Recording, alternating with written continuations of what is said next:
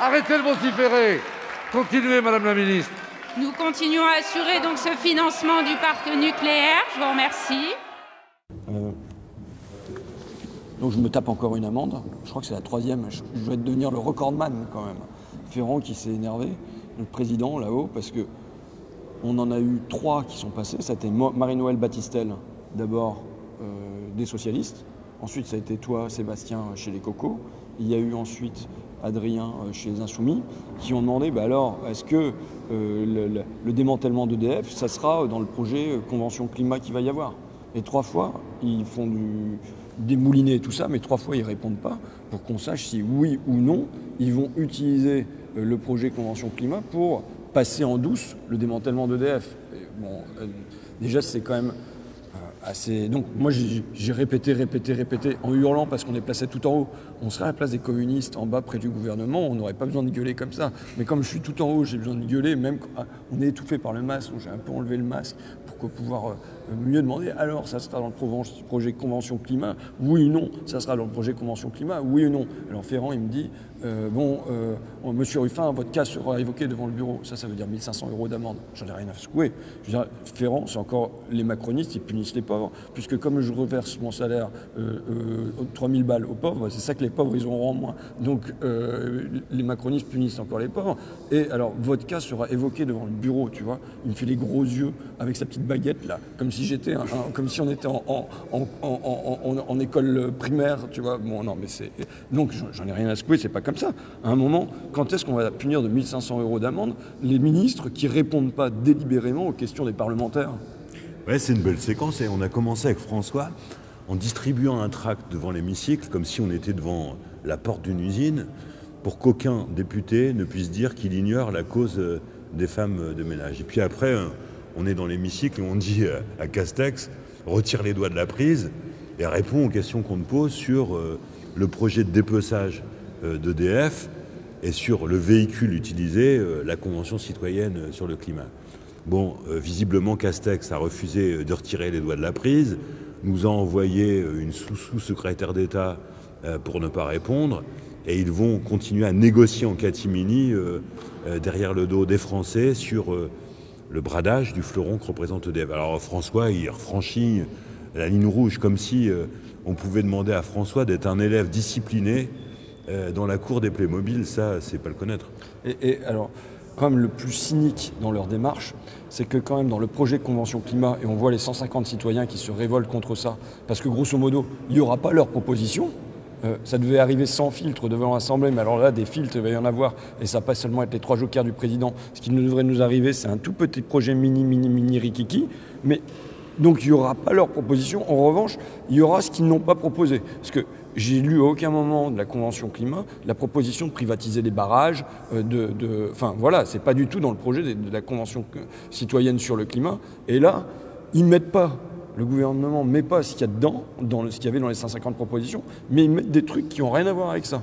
Moi, je n'ai pas connu cette époque-là. Il paraît que dans les anciens congrès du PCUS, on rédigeait les questions à l'avance et on rédigeait les réponses à l'avance.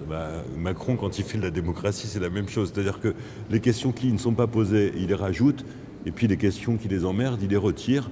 C'est la démocratie citoyenne sauce Macron. On avait vu ça à Bourteroule avec les maires pour le grand débat, on le voit pour la Convention citoyenne. Décidément, le libéralisme autoritaire est au rendez-vous. Alors, est-ce que tu peux nous dire un mot? Parce que moi, j'ai assisté à ta conférence de presse, je ne connais pas plus que ça.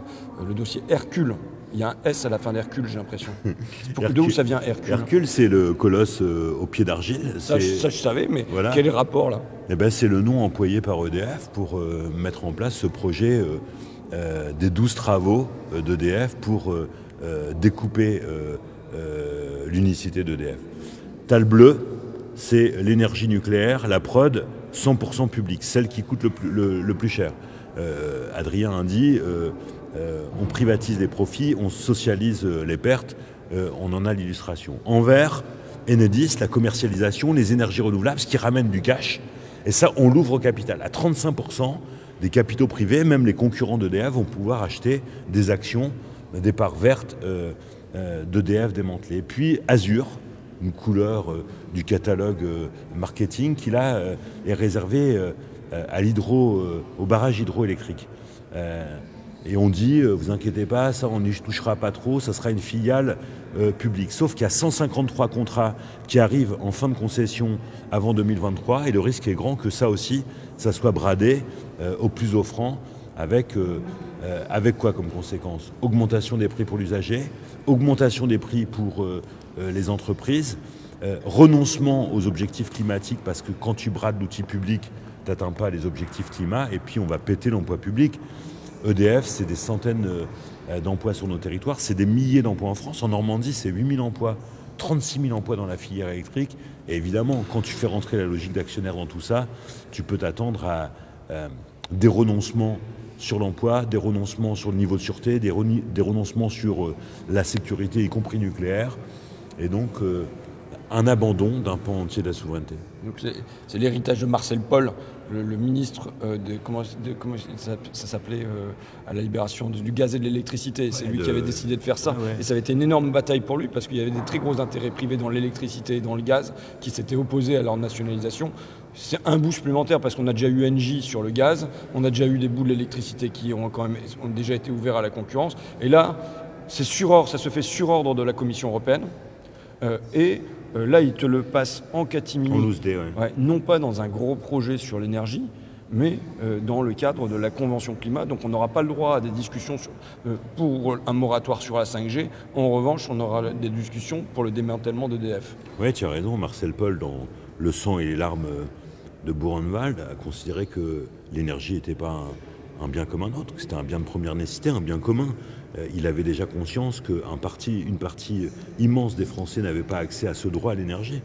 Se chauffer, se clairer, c'est évidemment vital. Et il dit il faut qu'il y ait maîtrise publique de cela. C'est le renoncement à tout ça qui est en marche avec le projet Hercule, le colosse au pied d'argile et le 13e travaux. Les 13e travaux, c'est la casse des 12 premiers travaux d'Hercule. Ok, ça roule. Bon, bah, écoute, je pense que ça valait 1 500 € d'amende parce qu'on va avoir plus que ça. On va être mis à l'amende pour plus que ça. Ah ouais, quand on va voir les factures d'électricité flambées et les emplois sacrifiés, l'amende pour les Français va être plus large que les 1 500 d'amende. Enfin, entre nous, quand même, je trouve que Ferrand, il fait un blocage sur François. Et ça va devenir quand même préoccupant, cet acharnement thérapeutique. On s'en sortira. Ouais, j'ai pas de doute. Bon, on a connu des proviseurs encore plus durs que ça.